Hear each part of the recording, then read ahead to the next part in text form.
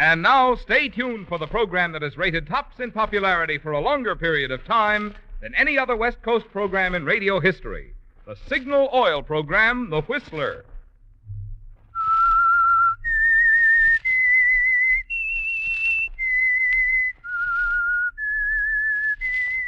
S-I-G-N-A-L. Signal, Signal gasoline. Signal, the famous Go Farther gasoline, invites you to sit back and enjoy another strange story by The Whistler. For extra driving pleasure, the signal to look for is the yellow and black circle sign that identifies Signal service stations from Canada to Mexico. And for Sunday evening listening pleasure, the signal to listen for is this whistle that identifies the Signal Oil program, The Whistler.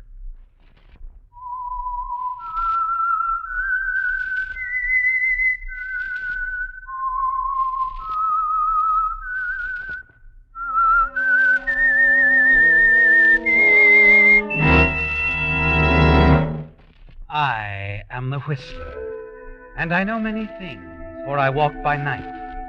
I know many strange tales, hidden in the hearts of men and women who have stepped into the shadows. Yes, I know the nameless terrors of which they dare not speak. And now the Whistler's strange story, Poor Henry. It's an even mile from Miss Whitehead's house, brooding somberly on the cliffs above the English Channel, to the village. Ellen Lovelock had walked it often, but on this misty, waterlogged morning, she lagged a few paces behind her employer, who marched determinedly down the sodden path in her shapeless British tweeds, her chin jutting out aggressively beneath her beak-like nose. Ellen was worried. The affair of last night had infuriated Miss Whitehead, and she was determined to see it through to the finish, an attitude she made amply clear to the village constable 2 minutes after she and Ellen arrived at his office. The point is simply this, Constable Finley, as I told you this morning over the phone.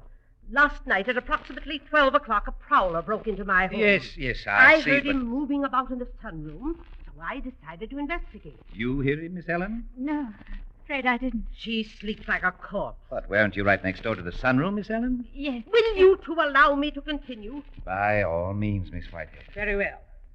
As I was saying, I heard this creature moving about. I approached the sunroom, determined to catch this blackguard in the act. But unfortunately, he heard me coming and leaped out the window. This man... You're certain it was a man? His footprints were clearly visible in the mud below the window this morning. Isn't that right, Ellen? Yes, that's right, Miss Whitehead. I see. Was anything missing? No.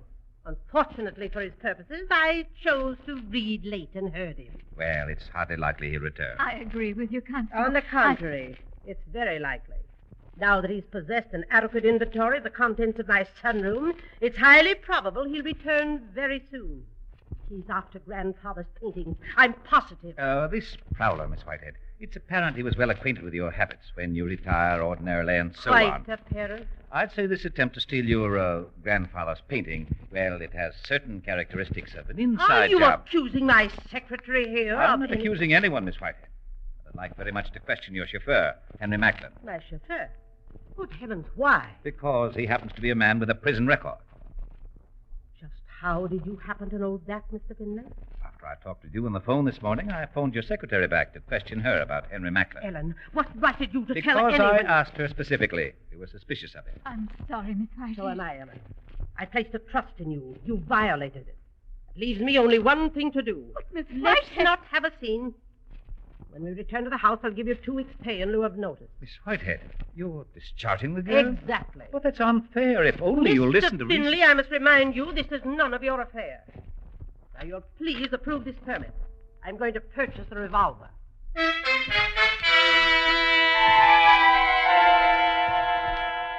Just like that, Ellen.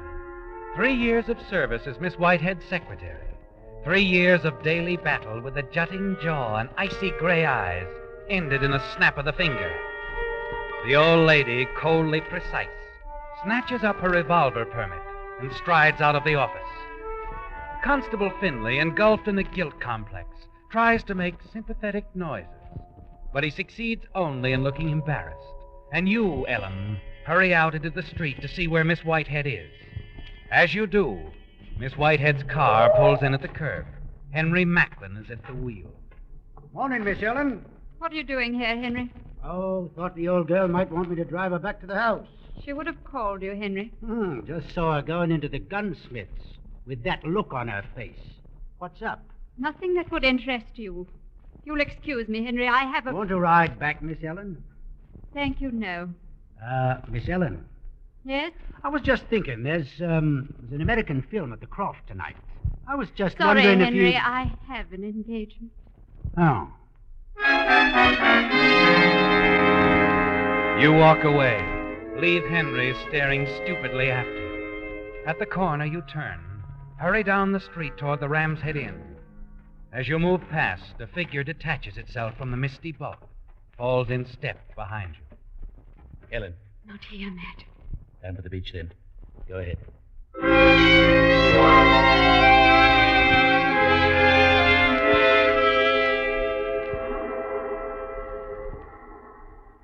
I'm sorry, Matt. Of all nights, she had to take it into her head to read a book. So the old girl is buying a revolver, eh? Good thing she didn't have one last night. She's probably as efficient at offhand shooting as she is at everything else. I suppose everything's ruined. Oh, no, my dear. I'll admit our plans will have to be changed, but we're not giving up. I've spent a lot of time tracing down those paintings, and I'm not quitting now. But to try to steal them again, that would be dangerous. Not particularly. You say she rarely looks at them. And even in the frames, they're small enough to fit in an average-sized trunk. They'll bring at least 100,000 pounds. Are you certain, Matt? Well, the old girl didn't give me much time in that sunroom. But I'm positive they're the ones, all right. Vermeer, a couple of Bruegels, and the others are mixed 17th century Flemish and Dutch minor masters. You still think they can be sold on the open market? They're not catalogued? I told you, Ellen, they were smuggled off the continent into England during World War I. After some very clever chap covered them with a resistant shellac and overlaid them with those stupid still lifes of fruit and potted plants. Matt, couldn't you? I mean, go to see Miss Whitehead. Offer to buy them. Oh, now, really, you know how she feels. She'd never break up a private little art gallery. Heirlooms. They belong to dear old grandpapa. What's the matter? Darling, I've just thought of the most wonderful idea. Henry Macklin, he's it. Henry? Of course. He's the one to throw the police off our trail. The constable suspects him already. Yes. Yes. You know, Ellen, that's a rather interesting thought. He's stolen before. He'd do it again. He'll do anything for me, Matt. I'm sure of it. You still make arrangements to smuggle the paintings into France? There's a boat skipper in London who'll help me out. For a fee. Just think, darling. 100,000 pounds. And we'll owe it all to Henry. Rather nasty trick to play on the lad, eh? Poor Henry.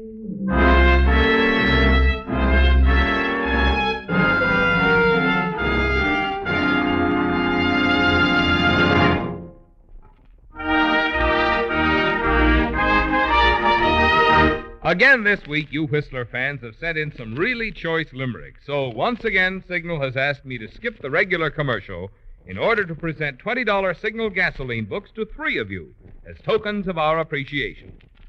The first one tonight goes to Alice Ray of Portland, Oregon, for this limerick. A thrifty young fellow named Joe, when asked how he saved so much dough, said, with Signal, my friend, you go farther no end. You can bank on that, brother, I know. Signal, signal, signal gasoline. Your car will go far with go farther gasoline. Tonight's second $20 Signal gasoline book goes to Alan N. Sharp of Los Angeles for this limerick. There once was a farmer named Green who improved on his milking machine. Using Signal for power gets more milk per hour, and half of the stuff is pure cream. Signal, signal, signal gasoline. Your car will go far with Go Farther gasoline. Tonight's third $20 signal gasoline book goes to Evelyn Eddington of Fontana, California, for this limerick. Said Jack, not a cylinder's hittin'. When I bought this old crate, I got bitten. Said Jill with a grin, you weren't taken in. Try Signal. She'll purr like a kitten. Signal, signal, signal gasoline. Your car will go far with Go Farther gasoline. Well, that's all we have time for tonight, friends. But our thanks to all of you who sent in limericks.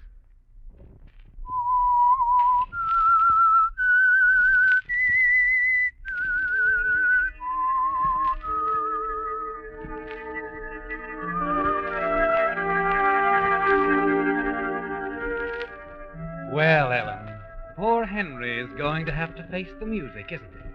And only 2 days after the scene in the constable's office of planning with Matt, you have a general idea how the tune will sound. Henry Macklin, with a prison record at Dartmoor, stepped off the straight and narrow, burglarized the home of his benefactor, stealing, among other things, a collection of nondescript Victorian paintings from her sunroom. Henry is the perfect out, the most reasonable suspect. And with £100,000 waiting for you and Matt in the art markets of Paris, the decision to use Henry wasn't difficult.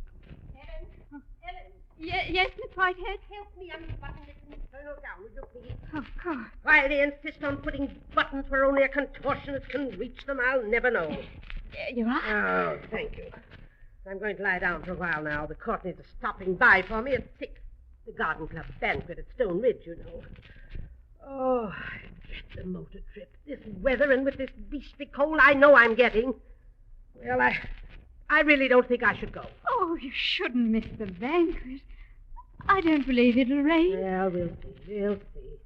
Wake me at 5. If I do go, I'll spend the night at Stone Ridge. Stay with Helen Whitney. I haven't visited with her in quite a while.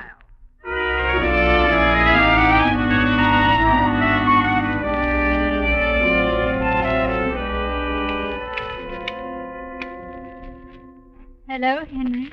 Oh, hello, Miss Ellen. Just cleaning up the carburetor a bit here. Henry, I've come to say goodbye. Goodbye. You're not going, Miss Ellen. I'm afraid so. I've taken all I can say. Oh, now, It's come. no use, you know. I don't mind leaving her, really. Well, she is an ill-tempered old girl. But I do mind leaving you. Hey? I wasn't going to say anything, Henry, but somehow now that the time's come, I just can't go off without telling you Telling me what, Miss Ellen? that I admire you very much. Miss Ellen. Miss Ellen. Henry, let's not make it any worse. I never knew. I know. I thought you'd think I was foolish. Foolish, Ellen. Please. I'm going back to London. Going to try to find a new life. Start all over again. You can't go now. Oh, it will be difficult. I don't have much money. Don't really know how I'll manage, but I've made up my mind. Maybe we'll meet again, Henry. I hope so. We will, so help me. I'll If see you're to ever in London, I'll be staying at the Dorkin Hotel. The Dorkin, yes, I know where it is, but... I've got to go now, Henry. Good heavens, I almost forgot what I came for. Miss Whitehead misplaced the key to the vault in the library. She thought it might have fallen behind one of the cushions in the car. Oh, that's strange. She's a strange old lady. You'd think she'd be more careful with it.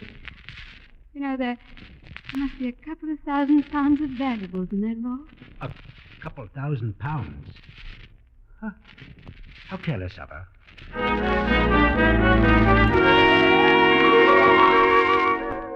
The way his eyes light up, Ellen, tells you he'll do exactly what you expect. You leave Henry, move off the garden path and around to the garage window. Watch him paw frantically behind the cushions of the car, find the key where you just left it, and then look around furtively and slip it into his pocket.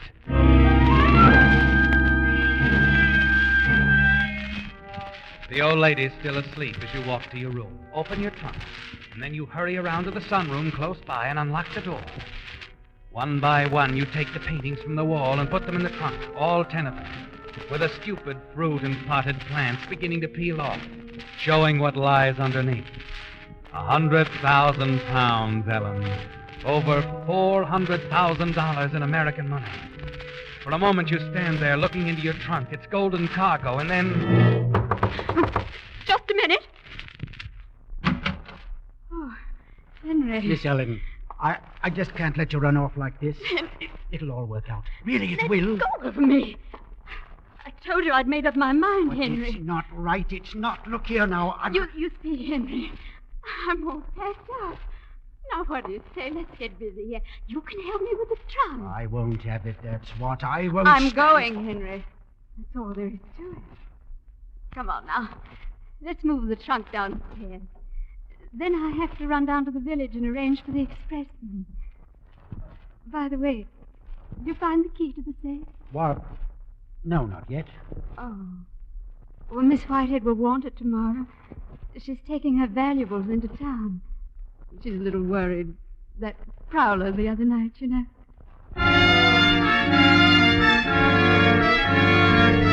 Henry's denial of finding the key assures you of his intentions. And now you've made it clear to him that tonight is his only chance. Promptly at 5, you awaken Miss Whitehead. Remind her that the Courtneys will be calling for her at 6. It's upsetting when she tells you she's decided not to go to the Garden Club banquet, that she intends to remain in bed for the rest of the evening. But going downstairs, you realize that Henry will still have the opportunity to rifle the safe. And that's all that's important. You go on to the village, giving him the run of the lower part of the house. You wander through the village for almost an hour and then contact the expressman. Well, yes, Miss Lovelock. I suppose we could run out and pick up the trunk. What train will it arrive on in London? Expect we'll get it on the 7:28. They'll put it into Paddington Station at 8:15. Oh, good. If you'll excuse me, I have a telephone call to make to London. I'll be back shortly. All right. I'll finish up here while you're gone, and then we'll run out and get your things.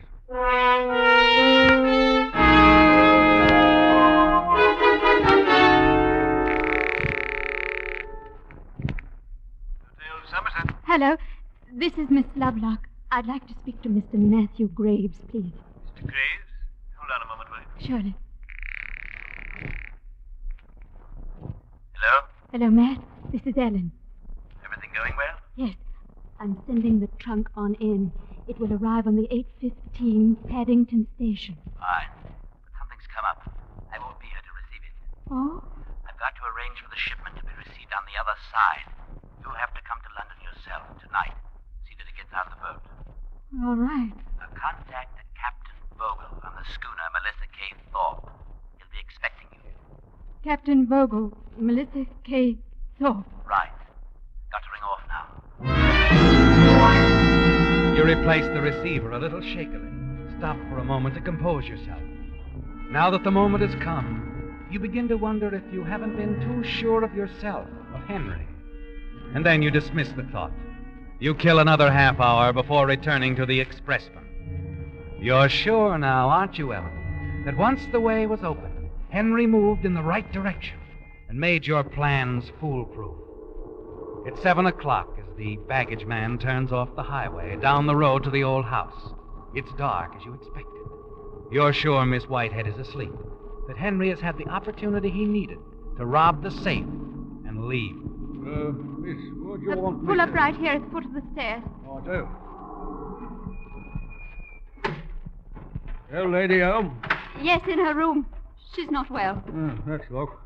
Bad enough sloshing around on a night like this without her to contend with. See, should have my key. Yes, here it is. After you, miss. The trunk's there by the library door. You turn on the lights, please. Of course. The expressman doesn't notice, and you smile. Watch him ease the trunk out, down the stairs, hoist it onto his truck. You close the door. Then as you step back into the library. Miss Ellen, Henry, what are you doing? I've got it all arranged for us, Miss Ellen. What? Henry, you've been at the safe. That's right. Look, over 600 pounds. And a good bit of jewelry beside. You won't have to worry about money anymore. Henry, you did this for me. Oh, you shouldn't. You shouldn't. We'll make it, you and I, Miss Ellen. They'll never catch No, us. no, Henry. It's all wrong. Miss Whitehead will Don't find... worry about her. She's gone. Gone. She said she was going to stay in bed all evening. She changed her mind again. Decided to go to Stonebridge after all. That's strange. Strange or not, that's what she did. Drove her over myself. Now, look, Miss Ellen, I'm taking this money and jewelry. Nothing's going to stop me. I should, Henry. I should stop you. But I can't. Now it's all my fault. I'm responsible for this. Henry, go. Go quickly. Keep the money, the jewelry, but run. Run, Henry. I'm not going without you, Miss Ellen. Please, I won't tell a soul. Go on. We'll run together, Ellen. No, it's better this way. I'll meet you in London, the Dorkin Hotel. Please, Henry, you must I'm go. not leaving without you. That's final. You stare at him angrily, confused. His being here, his refusal to leave without you ruins everything, doesn't it, Ellen? Somehow you've got to get him away from the house. Frighten him into running. You move quickly to the telephone desk where Miss Whitehead keeps a revolver. If he thinks you're going to turn him in, he'll run, won't he, Ellen? Make no mistake. Now, what are you doing? Oh, a gun, is it? Henry, I'm giving you a last chance. If you don't go now, I have to call the police. Now, you wouldn't do that to Henry Macklin, Henry, would you? I'm warning you. Stay away from me. You're in this just as deep as I am, Miss Ellen. Up to your pretty neck in this affair. Get back, Henry. Give me that. Oh, I didn't.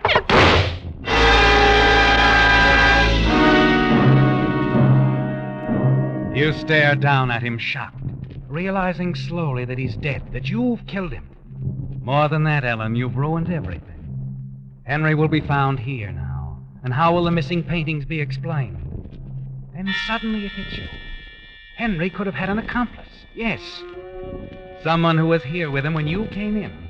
Someone who rushed past you, fled with the paintings under his arm. That's it, isn't it? You're sure it'll work. Sure they'll believe you. Yes, they must believe you, Ellen. And a quarter of an hour later, when Constable Findlay answers your frantic call and rushes to the house, you're sure that your story rings true. You say you came in and found Henry at the ball? Yes. It was only a moment after the expressman left with my baggage. And I saw him in there. I was terrified, Mr. Findlay. And the other man rushed past me out the door. I didn't get a good look at him. And somehow you remembered the gun. Yes. I knew Miss Whitehead had a revolver, the new one. You faced Henry. That's right. I was shocked. I couldn't believe he'd do a thing like this after the way she took him in and gave him another chance. All I could think of was calling the police. I started to pick up the phone. He lunged at me. Well, it's pretty clear what he was after. Henry had Miss Whitehead's money and jewels on him. As for his accomplice and the paintings, we'll send an alarm out on him right away. Let's see now. You'd planned to leave for London on tonight's train. Yes. You realize, of course, that we might have to keep you here a while. Keep me. But it's terribly important that I leave for London tonight. It's about a new position. I see. Of course, Miss Lovelock. Well, I suppose I could take your deposition, the inquest, have you give us a formal statement, exactly the way things happen. Oh, I'll be glad to do it, Mr. Findlay. I'd like to help you under the circumstances. All right, Miss Lovelock. We'll drive you down to the constabulary. I'll call the coroner, and we'll have someone take your statement. Fine. Oh, by the way, Miss Whitehead will have to be notified. Where is she? Henry said he drove her to Stonebridge for the Garden Club banquet. She'll be back tomorrow. Good. I'll see you first thing.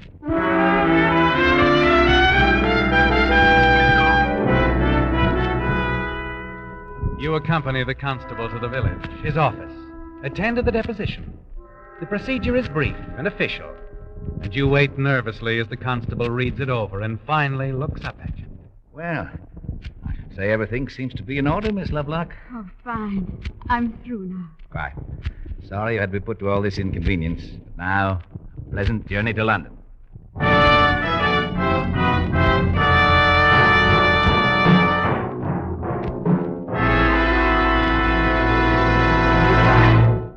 And now, a tip for you drivers who want to keep that light new performance in your car and also keep repair bills down. Be sure to protect your motor with the improved type Signal motor oil that won't break down under heat. Signal Premium Compounded Motor Oil. Because it combines 100% pure paraffin base with scientific compounds, Signal Premium does things for your motor that oil alone cannot do. One compound, for instance, was specifically developed to prevent the formation of harmful gum and varnish. Another compound in Signal Premium actually removes carbon. And still another compound protects costly bearings from corrosion.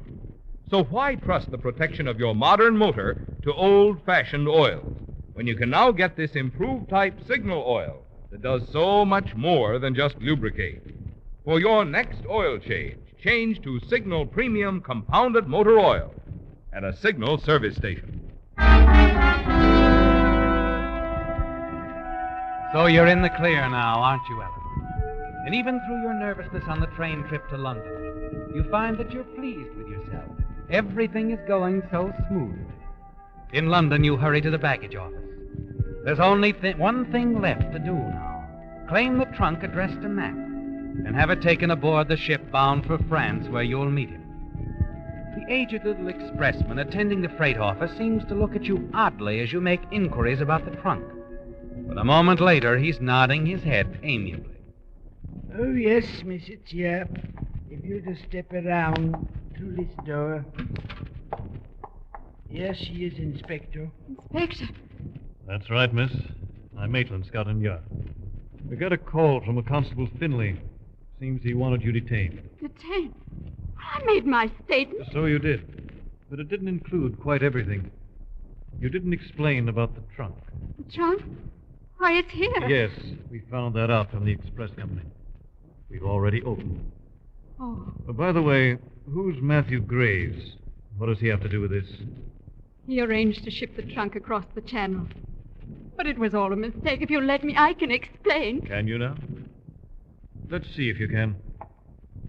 You know, this was all rather clumsy of you, Miss Lovelock.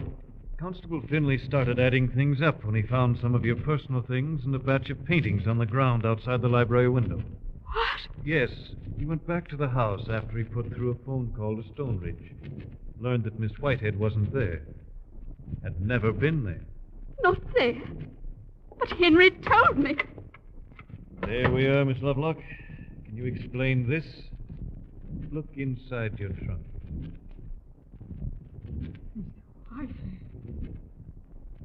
That's why Henry lied. He killed her. Oh, come now, miss.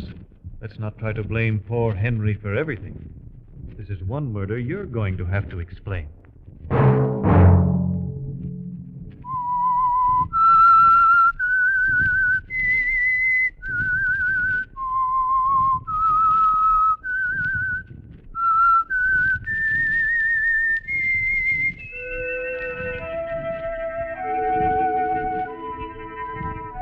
Let that whistle be your signal for the Signal Oil program, The Whistler, each Sunday night at this same time. Brought to you by the Signal Oil Company, marketers of Signal gasoline and motor oil, and fine quality automotive accessories. Remember, if you would like the fun of having your friends hear a limerick of yours on The Whistler, the address to which to send it is Signal Oil Company, Los Angeles 55, California. All limericks become the property of Signal Oil Company. Those selected for use on The Whistler will be chosen by our advertising representatives on the basis of humor, suitability, and originality. So, of course, they must be your own composition.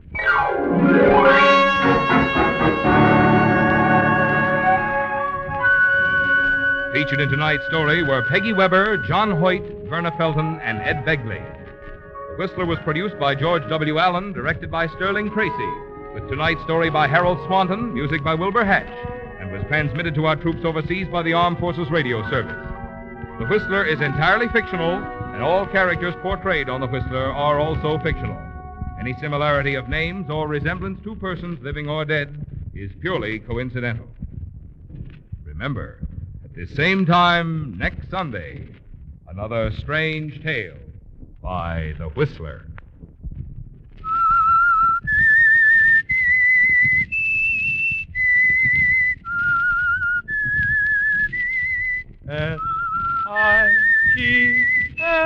S-I-G-N-A-L Signal, Signal gasoline. Marvin Miller speaking. This is CBS, the Columbia Broadcasting System.